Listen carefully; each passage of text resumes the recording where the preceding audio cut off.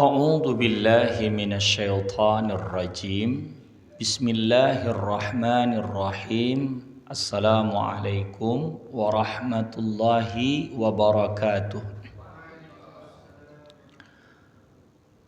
Alhamdulillah wassalatu wassalamu ala Rasulillah wa ala alihi wa sahbihi wa mawalah wa la haula wa la quwwata illa billah.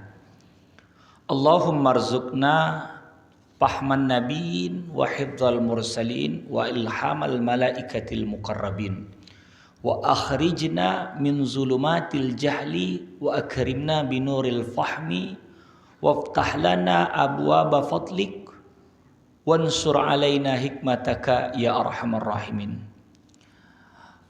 Para jamaah Masjid Al-Falah yang Allah berkahi, kita mulakan dalam ta'lim kita pada malam hari ini niat i'tikaf di Masjid Al-Falah ini, semoga barakah. Bismillahirrahmanirrahim. Nawaitu an a'takifa fi hadal masjid sunnatan lillahi ta'ala. Aku niat i'tikaf di masjid ini menjadi amalan sunat karena Allah. Lalu kita niat untuk belajar perkara agama di 8 hari bulan Muharram ini. Bismillahirrahmanirrahim. Nawaitu ta'allum wa ta'lim li ridhaillahi ta'ala wa bi syafa'ati Rasulillahi sallallahu alaihi wasallam ala niyatin salihah.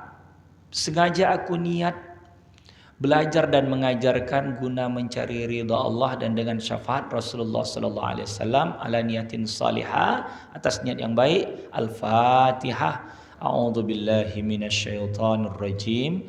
Bismillahirrahmanirrahim. Alhamdulillahi rabbil alamin. Arrahmanir rahim. Maliki yaumiddin. Iyyaka na'budu wa iyyaka nasta'in. Ihdinas siratal mustaqim. Siratal ladzina an'amta 'alaihim ghairil maghdubi 'alaihim waladdallin. Amin. Qala al-musannifu rahimahullahu ta'ala wa nafa'ana bihi wa bi ulumihi fid dharaini amin.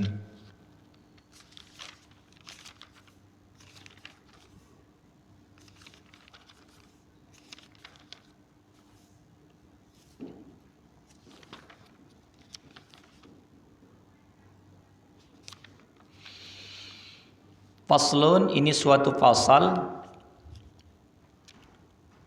tentang menyatakan hukum qadha hajat dan istinja. Qadha hajat itu buang air besar. Ya. Qadha itu artinya menunaikan hajat, keperluan. Karena ketika mau buang air, ya. Sebetulnya enggak buang air besar. Qadha hajat itu kencing pun qadha hajat. Artinya menunaikan hajat. Karena itu adalah panggilan alam. Kalau udah datang dia mau buang air besar atau kencing, itu nggak bisa lagi mau ditahan-tahan. Kalaupun ditahan-tahan, pasti ada sesuatu yang terjadi pada badan orang yang menahan. Maksudnya gelisah, tidak nyaman, begitu. Dan istinja adalah untuk menyucikannya. Bisa matikan lampu ini. Satu. Bermula yang belakang ini. Udah. Karena terlalu torang itu golap di situ.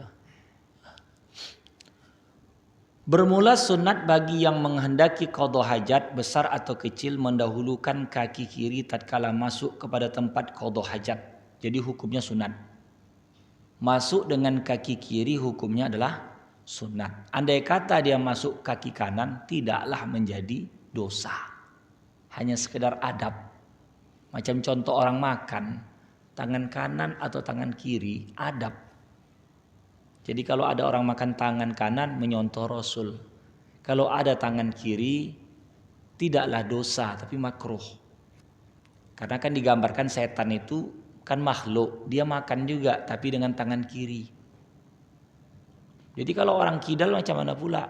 Orang kidal itu memang sejatinya seperti itu, bukan sengaja dirancang. Dia sudah lahir dengan keadaan susah dia menggunakan tangan kanan karena banyak kuat beraktivitas tangan kiri. Akhirnya dia apa saja pun pakai tangan kiri. Kadangkala ada orang bisa dua-duanya karena udah terlatih. Tapi pada dasarnya kita ini kalaupun ditengok ada orang kata wallahu alam agak lebih besar ini tangan kanan karena banyak digunakan bergerak. Jadi anggota badan yang jarang digunakan bergerak biasanya agak lebih kecil. Udah itu lagi, kenapa di dalam sunnah itu Nabi suruh tidur mereng ke kanan? Ya, sebetulnya untuk menyamankan anggota kiri, karena kiri kurang beraktivitas. Jadi sebetulnya tubuh kita ini silang. Maksud silang tuh gini.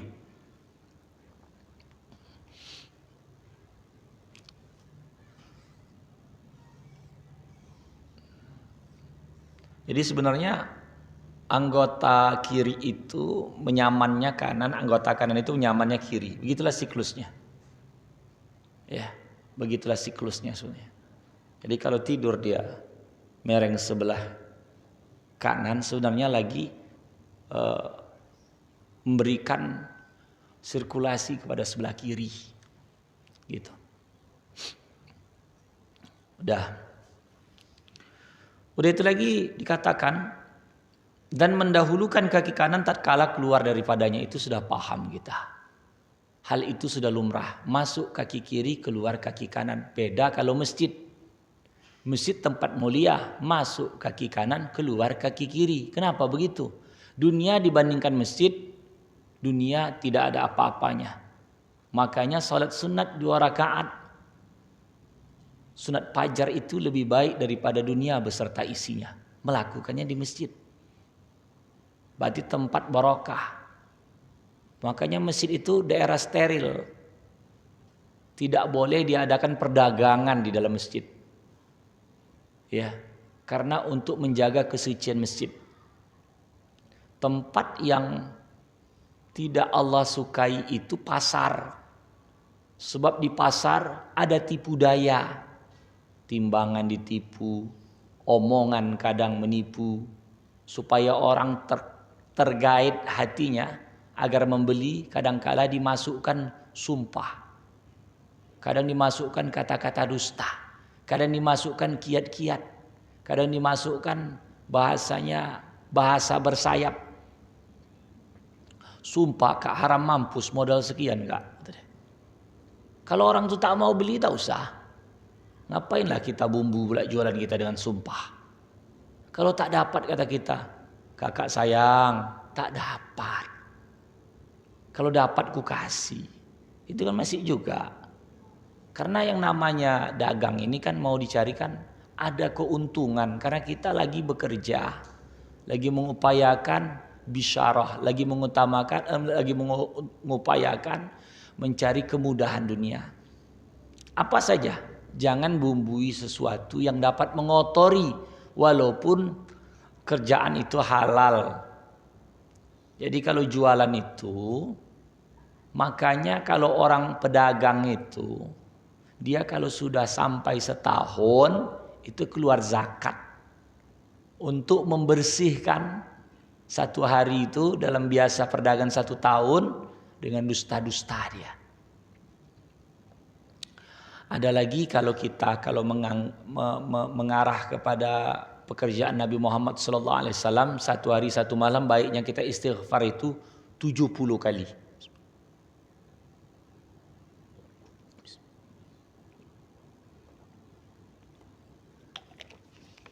Maksud 70 kali itu kayak mana? Habis sholat kita sebelum sholat 3 kali, ba'da sholat 3 kali, sunat nanti istighfar lagi.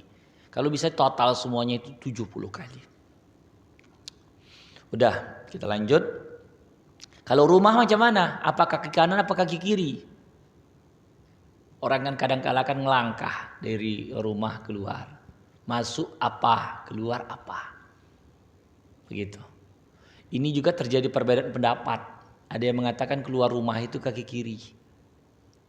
Karena dibandingkan dunia beserta rumah, dunia itu tempat untuk berkumpul keluarga dan kebaikan. Ya. Lalu dia keluar dengan kaki kiri. Tapi ada memulakan sesuatu itu untuk mencari rezeki yang halal kaki kanan. Maka dimulai bismillah tawakkaltu 'alallah la haula wala quwata illa billah. Ini yang bagi mau beramal. Ini sebetulnya kebiasaan. Kalau yang tak biasa itu peduli pun tidak dia melangkah. Kaki pun tak ditengoknya. Begitu. Lalu kalau masuk rumah kaki kanan apa kaki kiri? Nah, tergantung. Ada orang buat masuk dia, keluar dia kaki kanan, masuk dia kaki kanan. Berarti ada kesamaan. Sebetulnya perbedaan kaki kiri dan kaki kanan itu pertimbangan mana padilatnya yang tinggi. Mana padilatnya tinggi? Dunia sama rumah. Begitu. Apa kalau sama kaki kanan aja? Kaki kanan aja. Begitu. Dan jikalau ada ia qadha hajat di padang atau barang sebagainya, maksudnya luas daripada tempat yang tiada disediakan akan qadha hajat sekalipun, maka masuk kaki kanan, keluar kaki kiri. Masuk kaki kiri, keluar kaki kanan kalau qadha hajat tadi. Dan demikian lagi sunat bagi yang tiada menghendaki qadha hajat mendahulukan kaki kiri tatkala masuk pada segala tempat yang hina seperti tandas dan seperti ini ada tempat orang judi, gitu, tempat orang berbuat maksiat, itu kaki kiri. Kita dakwah kan jamaah tabligh, jamaah jaulah, jamaah jalan gajah dulu istilahnya gitu. Sekarang udah berubah kan pecah itu. Sebetulnya gara-gara ada unsur mengarah kemana, itu sebenarnya kena kepada ego. Wallahu a'lam, mana dua-duanya benar. Cuman gara-gara amirnya itu pusing, awak pun pusing juga. Masing-masing lah. Wallahu a'lam. Saya tidak bisa ngikut terlalu perkembangan itu. Maksudnya gini. Ketika keluar untuk dakwah, kalau tempat itu maksiat, kaki kiri. Masuk situ. Bismillah, sampai kaki kiri. Mulut dengan nama Allah, bismillah. Bismillah, dengan namamu ya Allah. Kok kaki kiri? Ini tempat hina. Kaki kanan berarti kita muliakan. Macam mana memasang sepatu gitu. Sepatu itu kan sesuatu yang dipijak. Ya, bawah, hina. Apa harus kaki kiri apa kaki kanan? Disunahkan setiap memakai sesuatu itu kanan. Baju, melepasnya sebaliknya kiri. Karena kalau melepaskan itu berarti kita telanjang. Dalam posisi kita kurang. Kalau tadi bersepatu, dia lepasnya kan lagi nggak bersepatu. Kosong dia jadinya. Baju gitu juga. Masang dia kanan, buka dia kiri. Sunnahnya gitu. Karena sebetulnya kita nih ada unsur larangan telanjang bugil tanpa hajat. Walaupun untuk diri sendiri. Karena untuk menjaga muru'ah manusia itu makhluk berakal. Kalau dia telanjang ada unsur tidak menjaga muru'ah adab. Allah Maha melihat. Walaupun kita tak berpakaian Allah tahu. Allah tahu. Bahkan Allah bisa memandang di dalam hati kita. Cuman adab kita macam mana? Adab kita sajanya itu. Jadi kalau kita boleh telanjang itu, kalau memang ada hajat seperti mandi, ya seperti itu. Atau mau berpakaian, seperti itu. Ya.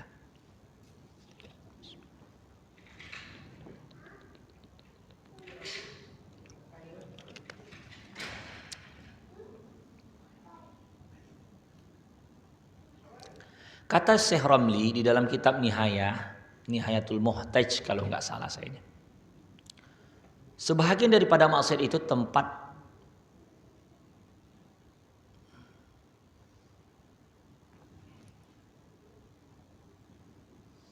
ini saya tulisannya kurang paham ini. Ada katanya tempat maksiat ini. Dan mendahulukan kanan tatkala keluar daripadanya, maka yang demikian itu bersalahan dengan hukum masuk ke dalam masjid dan tiada tempat yang mulia, maka sunat mendahulukan kaki kanan tatkala masuk kepadanya dan mendahulukan kaki kiri tatkala keluar. Jadi itu kata saya tadi, kalau keluar dari rumah, dunia sama rumah itu mulia rumah, maka ada istilah baiti jannati, rumahku surgaku. Orang kalau sudah sampai hajatnya cepat balik ke rumah. Ibaratnya kita keluar nih, melaut, jualan, apa saja kerja di luar tuh. Kalau bisa segera pulang ke rumah. Karena di dalam beberapa kitab sebenarnya sapar itu adalah siksaan. Safar, bepergian itu. Makanya saking kan susah safar itu, bepergian itu, ada dianjurkan untuk jamak qasar. Karena dianggap sebagai kesulitan. Safar bepergian. Maka kalau bisa, udah selesai bepergian cepat balik ke rumah. Karena kita macam yang siapa punya anak, walaupun anaknya itu reco, rewel, tapi itu obat jiwa. Istri walaupun tukang merepet, payah senyum, kan gitu. Itu juga adalah qurrata a'yun, penyejuk mata hati. Mungkin tak sesuai dengan harapan kita, tapi sebenarnya apa yang kita benci kata Allah itu mungkin baik.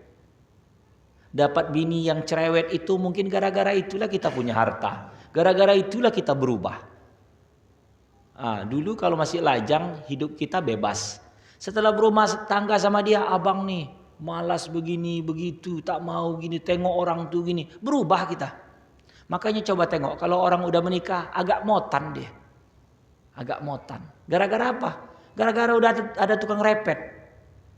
Ada tukang repet, ada yang mau apa namanya itu kalau orang apa merajuk, tak bercakapan, tukang interogasi, tukang minta duit, tukang palak, semuanya lah. Awak kalau preman di jalan tuh bisa awak one by one. Wah, kalau dia cuman awak one by one. Tak nyetor sama dia ngamuk dia. Mana uang keamanan katanya. Kalau tidak tak aman nih kata dia. Itu. Karena dia cuman dia bahasanya mungkin ini bang, duit susu bang, sekolah anak, jajan, listrik token udah tetot katanya bang. Belum lagi minyak naik, gula naik, telur naik, semua naik bang. Naikkanlah gaji aku nih kata dia. Naikkan apa namanya itu belanja aku nih. Begitu. Makanya besok fadilat hari Asyura di dalam kitab Tanbihul Ghafilin, siapa yang melebihkan belanja untuk keluarganya, Allah Ta'ala akan luaskan untuk dia sairus sanah tahun itu. Jadi lebihkan Asyura. Asyura itu 10 Muharram. Ada yang kata 9, ada yang kata 11. Tapi hari Senin, kalau biasa ngasih istri, katakan 100. Lebihkan. Walau 5.000, walau 10.000. Karena kenapa? Karena mengambil fadilat syiar hari. Dan mengajarkan. Orang kan mengasih jajan atau THR untuk anak-anak itu kan ketika hari raya. Tapi sebetulnya kalau dari petunjuk daripada sunnah dan hadis, baiknya tuh Asyura. Asyura itu kasih belanja lebih. Karena Asyura itu hari kemenangan para nabi. Nabi Muhammad SAW sebelum ada cerita wajibnya puasa Ramadan, Asyura itulah Nabi puasa. Asyura itulah diperintahkan wajib untuk Nabi Asyura. Kalau umat ini enggak, Ramadan. Jadi baiknya di Asyura itu sebagai syiar besok mulai daripada malam Senin kita buat amalan kalau ada anak yatim sapu kepalanya kasih duit berapa entah 5.000 entah 2.000 pokoknya sapu. Karena ada hadis man masaha yaduhu ala ra'si yatimin rafa'allahu ta'ala fi kulli sya'ratin darajah. Siapa yang sapu kepala anak yatim setiap bulu rambutnya itu maka syaratnya dengan kasih sayang, bukan ingin memulan pula dipulasnya kepala anak yatim semua banyak bulunya nih semua digesek kepala mana bulu kau, maka tak dicarinya anak yatim yang kepalanya botak tak ada bulunya. Jadi maksudnya dengan kasih sayang maka Allah Ta'ala akan mengangkat derajat dia, setiap bulu rambut itu satu derajat dekat kepada Allah Subhanahu wa Ta'ala. Udah, jadi itu cerita tentang masalah qada hajat.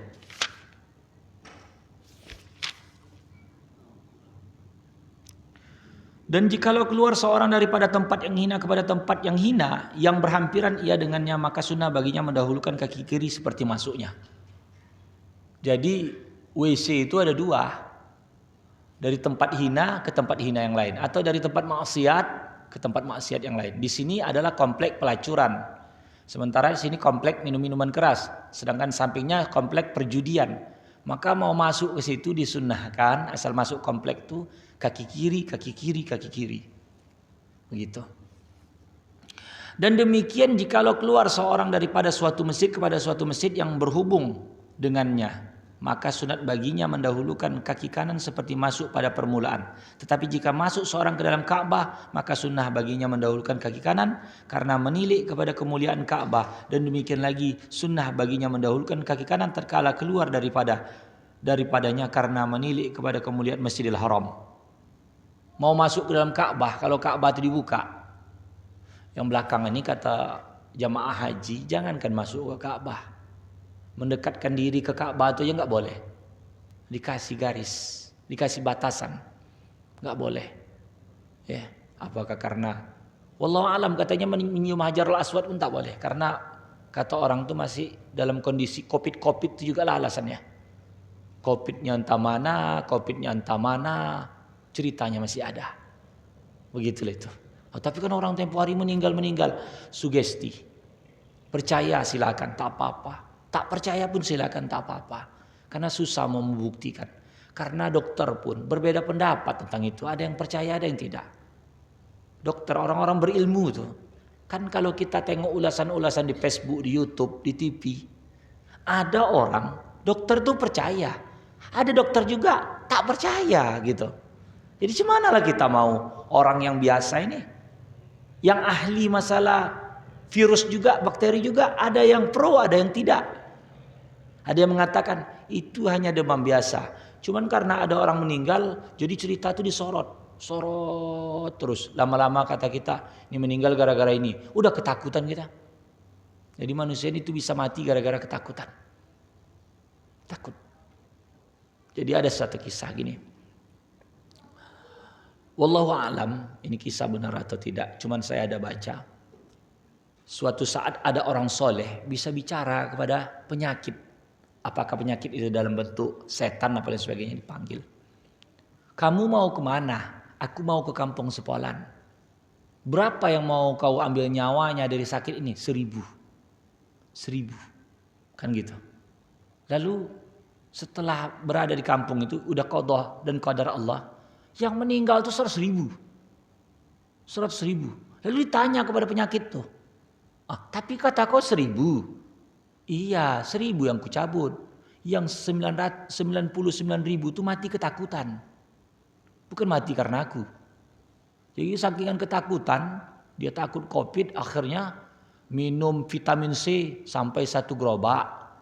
Karena ketakutan. Hand sanitizer, cuci tangan dia swab, makan dia. Akhirnya mabuk dia. Bermasker sesak, akhirnya gelagapan dia. Itu tuh ceritanya ketakutan. Manusia itu gara-gara ketakutan, pokok itu siang tak ada masalah. Tapi udah malam ada hantunya, ada penunggunya. Ada simpang tuh hati-hati gitu dia. Karena ketakutan tadi. Jadi ketakutan inilah yang menjadi manusia itu gawat. Ya, gawat. Tinggal lagi kita harus yakin bahwasanya hak menghidupkan dan mematikan Allah Ta'ala. Alhamdulillah masjid ini pasang sejadah. Ada masjid yang lain tetap langgeng, tetap tidak dia pasang sejadah. Begitu. Sekali sujud badannya dingin, kening. Kadang bibir pun hidung pun dingin gitu. Kok dipel tiap hari mantap. Wangi, bersih. Tahulah Ailio kawan tu tadi menempel situ. Kono awak. Macam mencium Hajarul Aswad puasan awak jadi. Gitu. Kalau Hajarul Aswad udahlah batu mulia. Ini keramik itu, ya masjid kan tempat mulia Ustaz. Tapi orang tu tidak dibersihkannya dengan sebaiknya. Gitu ya. Dah. Udah itu lagi kita ceritakan di sini. Ini masalah adab lah ya. Dan demikian sunnah bagi yang qadha hajat bahwa jangan ia membawa kepada tempat qadha hajat itu akan mushaf dan barang yang tersurat atas nama Allah Ta'ala atau Nabi atau nama malaikat. Karena tersebut dalam hadis yang sahih bahwasanya adalah Nabi Muhammad SAW apabila masuk ia kepada tempat qadha hajat menanggali ia akan cincinnya yang tersurat tertulis atas Muhammad Rasulullah. Nama malaikat malaikat dimuliakan. Malaikat Mikail, Israel, Israfil. Nama dia kalau Muhammad di sini. Muhammad. Kalau bisa tanggalkan, karena susah tanggalkan buka baju. Ini banyak kena kepada anak-anak sekolah nih. Kan dikasih bed nama. Muhammad Rivaldi. Muhammad kan nama Nabi. Nah, tapi kan itu petunjuknya Ustadz kan bahasa Arab. Itu kan tulisan Latin. Kan kesunahan itu kalau kita tengok adalah nama Muhammadnya. Karena Nabi Muhammad SAW punya cincin jadi setempel. Tulisnya Muhammad Rasulullah. Bisa tengok di internet itu. Jadi Nabi Muhammad SAW kalau ingin mensetempel surat. Dulu kan dititikkan dulu lemak atau lilin. Habis itu ini kan surat mau dilim. Distempelnya nih. Agak tetes. Jadi kalau dibuka itu surat, berarti udah ada bekasnya. Dulu limnya begitu, jadi untuk menutup surat itu. Begitulah kebiasaan-kebiasaan orang-orang terdahulu.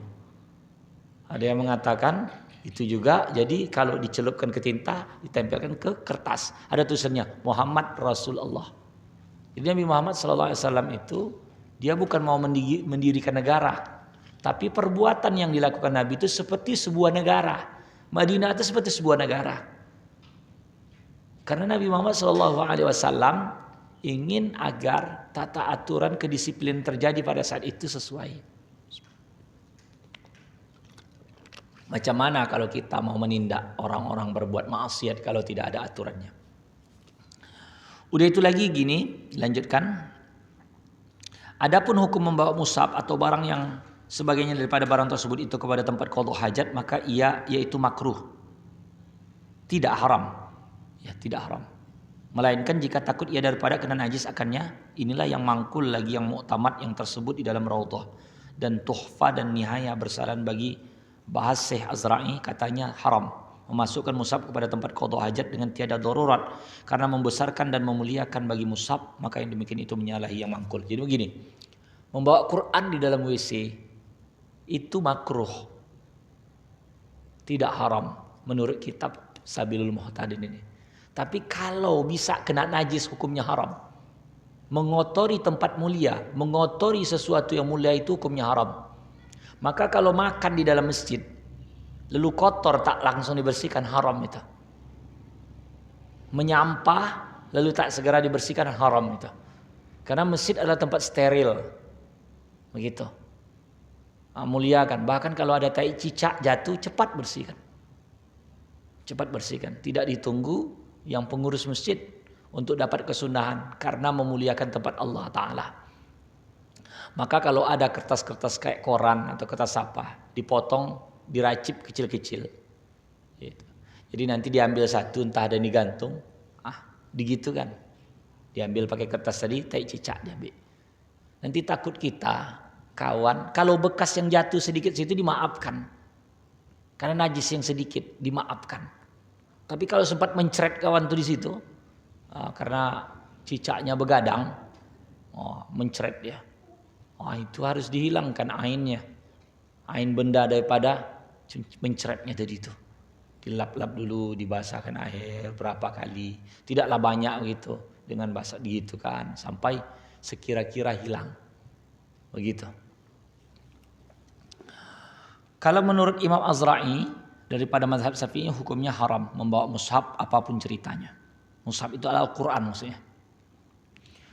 Dan jika membawa seorang kepada tempat qadha hajat akan barang yang tersebut atas nama Allah Ta'ala dengan lupanya, maka sunnah baginya menggaibkan dia tatkala ingat, ia akan seperti dimasukkannya ke dalam mulutnya atau ke dalam tapak tangannya atau dinyahkannya akannya daripada badannya.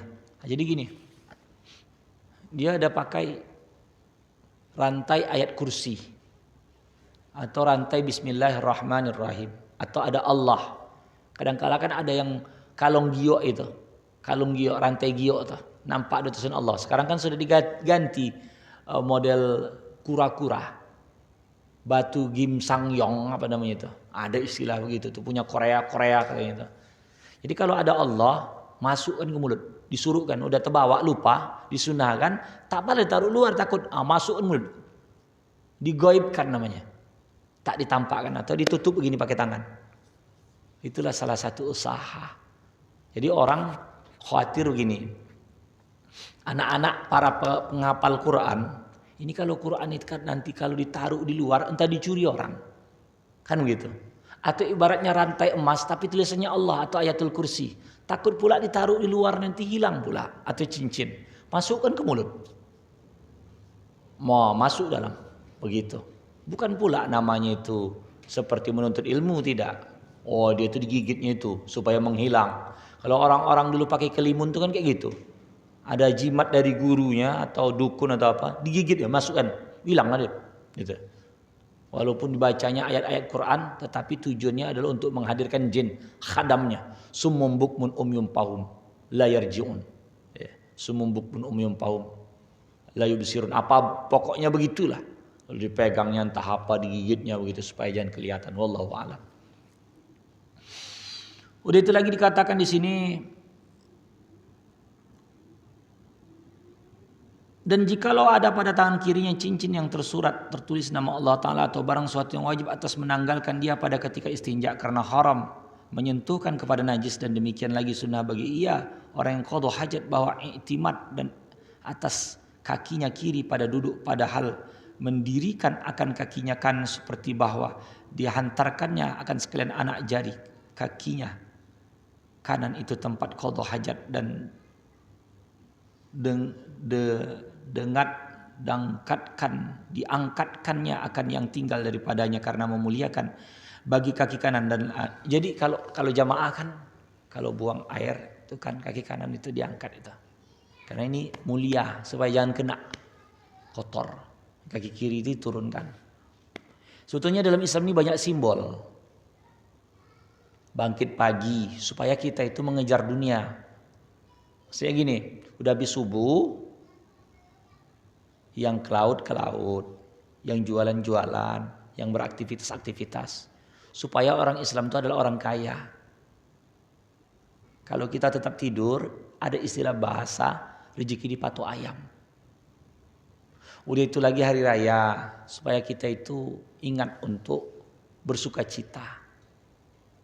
Allah buat. Udah itu ada puasa, supaya kita bersabar atas ujian. Udah itu lagi berkurban supaya kita sadar bahwasanya hidup ini adalah memberi. Zakat begitu juga. Salat supaya sadar waktu. Kalau orang tak pernah salat, tak tahu dia, tiba-tiba udah tua aja dia. Gitu. Jadi kalau kita tuh salat, ingat kita. Oh subuh kah, zuhur kah, asar kah, maghrib kah, isya kah, ingat kita. Maka yang lalu kan sudah pernah kita bahas bahwasanya orang yang kalau dia salat menamsilkan, ada pun sholat itu kalau maghrib itu dia 3 rakaat, 1, 2, 3, ibarat kepala segitiga. Lalu subuh 1, 2 leher. Lalu dia isya 1, 2, 3, 4 ibarat badan, dan zuhur 1, 2, 3, 4 tangan. Dan yang selanjutnya asar 1, 2, 3, 4. Jadi kalau dibentuk pula entah mau dikasih rambut pula dia begitu. Gitu. Tak jadi. Gimana lagi itu? Begitulah. Jadi ketika seseorang itu dia tidak salat berarti dia lagi menghilangkan citra dirinya, bentuk. Maghrib itu banyak kepala orang sering menengok maghrib. Padahal yang paling vital itu subuh. Ini kalau udah putus gawat. Ya kepala gitu juga gitu. Tapi yang paling sholat berjamaah, yang paling tinggi fadilat berjamaahnya adalah subuh. Subuh. Ya. Karena yang menyaksikan Allah dan para malaikat serta orang beriman. Maka kalau mau menengok orang beriman itu tengok subuh. Kalau mau menengok orang Islam tengok Jumat. Ramai. Hari raya begitu juga.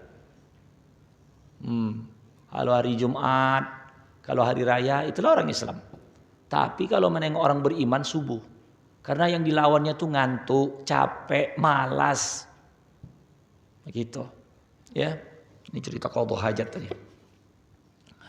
Dan demikian lagi sunnah bagi qadha hajat bahwa jangan menghadap ia akan kiblat dan jangan membelakangi ia akan kiblat. Karena kiblat adalah arah mulia. Sebetulnya ini kalau di dalam beberapa kitab, kalau di padang luas, kalau dalam kamar mandi tidak. Karena dia sudah tertutup, berarti sudah terhalang. Kalau dia di padang luas, ibaratnya buang air dia di titi atau di laut atau di hutan. Kalau menghadap kiblat berarti menghadap arah mulia. Tapi kalau di kamar mandi, ini anjuran, bukan berarti haram ya. Tapi kalau niat dia untuk menghinakan agama, haram. Maka kadangkala para tukang-tukang karena mengakali arah ini tadi dibuatnya lah tempat untuk dudukan buang WC itu atau apapun tadah buang air besar itu tidak menghadap kiblat atau membelakangi karena arah. Termasuk juga ada di dalam beberapa kitab melarang menghadap matahari. Karena Al-Quran menyebut ada nama satu surah Asy-Syams. Wasyamsi wa duhaha wal qamari idza talaha wan nahari idza jallaha. Al-Qamar gitu juga, bulan. Kalau bulan purnama jangan menghadap. Tapi sebetulnya ini berlaku ketika di padang luas. Karena nampaknya bulan itu. Nabi Muhammad SAW kan surah Al-Qamar kan ada juga. Salah satu keberkahan Nabi dan tanda dekat akhir zaman, Nabi membelah bulan. Wan syaqqal qamar. Kata NASA sebenarnya nampak ada belahan bulan itu. Tapi udah dikatupkan. Itu kuasa Allah Ta'ala. Jadi bulan itu terbelah pada saat itu. Dulu kan mukjizat Nabi dipisahkan ini. Nampak kayak di TV tuh. Kayak main-main sulap. Gitu. Lalu disatukan Nabi. Tak beriman juga orang-orang Quraisy kafir itu. Dikatakannya Nabi itu tukang sihir. Dikatakannya Nabi itu dukun, penyair. Bacaan Quran itu bisa menyihir. Terlepas suara dia enak atau tidak. Cobalah kita dengar tukang jampi-jampi itu. Entah apa bacanya. Buah kiri, buah kanan, tai gigi sebesar lengan.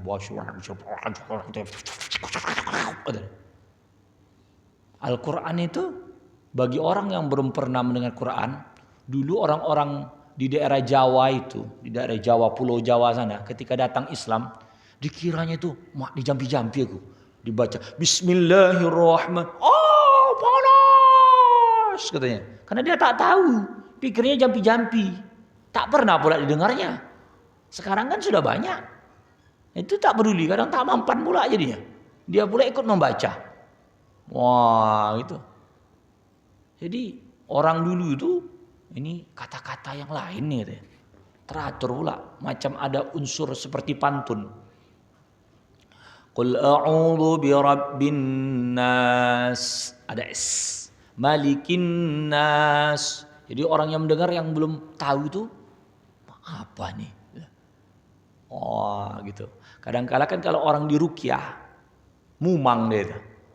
Udah lama tak mendengarkan Quran. Lama tak mendengarkan Quran, tak menghayatinya. Kadang tukang hafal Quran pun mau kemasukan setan. Kita ini semua didatangi setan ini. Lagi tidur kita, lagi jaga kita, lagi kayak mana saja tetap digodanya kita. Ya. Sekiranya sampai di situ saja beberapa kisah hajat. Ya. Jangan buang air di tempat orang-orang ramai. Ya. Begitu dapat mengganggu. Kalau seandainya itu tempat duduk orang, jangan kencing situ. Nanti baunya pula, pas pula kawan tuh makan jengkol pula kan. Oh, kencingnya pun bau jengkol, mau apa, jangan. Karena itu akan membuat mulut orang mengutuk. Akhirnya kita ini ada beberapa kajian, rupanya air di badan ini 70%. Ada seorang profesor Jepang itu ketika air itu dibacakan doa berbeda sama air yang disumpah-sumpahkan. Jadi orang kalau banyak disumpah makan sumpah dirinya, menggerekot deh. Wah itu. Semoga Allah Ta'ala membimbing kita ke jalan yang lurus, mematikan kita dalam keadaan husnul khatimah dan menyelamatkan kita dunia dan akhirat. Sekiranya kalau ada yang mau ditanyakan dipersilakan. Makasih demikian. Assalamualaikum warahmatullahi wabarakatuh.